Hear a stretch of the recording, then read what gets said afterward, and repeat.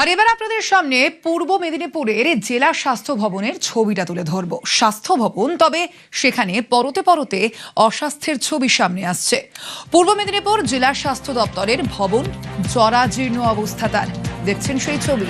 শতাব্দী প্রাচীন ভবনের একাধিক জায়গায় ফাটল ধরা পড়েছে।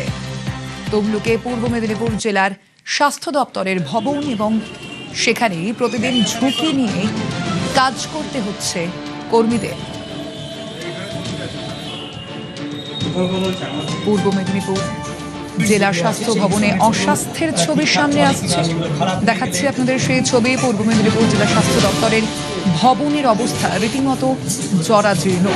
শতাব্দী প্রাচীন ভবনের একাধিক জায়গায় ফাটল সৃষ্টি। তমলুকে পূর্ব মেদিনীপুর জেলার স্বাস্থ্য দপ্তরের ভবন, ঝুঁকি নিয়েই প্রতিদিন কাজ করতে হচ্ছে কর্মীদের।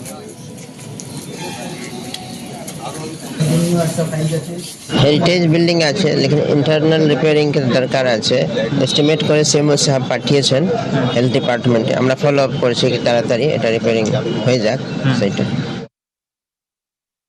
জেলাশাসক কখন এখানে আসেননি, এই কোনো জেলাশাসক আসেননি। সেদিক থেকে এই জেলাশাসক ব্যতিক্রমী বলবো। উনি তো এসছেন, অন্তত এসে দেখেছেন জায়গাটা ঘুরে। চোখে না দেখলে তো ব্যাপারটা বোঝা যায় না।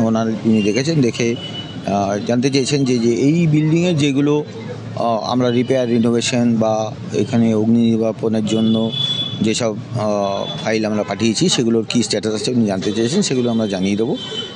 আর ওখানে আমরা একটা অল্টারনেটিভ জায়গা চাইছিলাম যেখানে সিএমওচ অফিস গড়ে তোলা যায়। সেই ব্যাপারে উনি বললেন খোঁজখবর নিয়ে জানাবেন।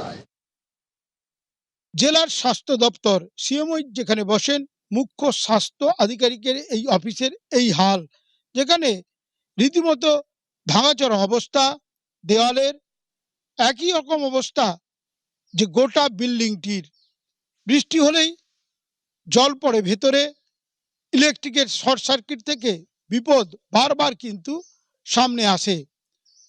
জেলাশাসক গোটা বিষয়টি জানার পর পরিদর্শন করেছেন। বারবার যে অভিযোগ এর আগে জানানোর পরেও কাজ হয়নি। রাজ্যে সরকারের পালাবদলের পর ক্ষমতার বদল হয়েছে, নতুন সরকার এসেছে। এখন দেখার এই ভগ্নদশার যে বিল্ডিংয়ের, সেই বিল্ডিংয়ের হাল ফিরে কিনা। ক্যামেরায় সর্বানন্দ মিশ্রের সঙ্গে সুজিত ভৌমিক, নিউজ 18 বাংলা।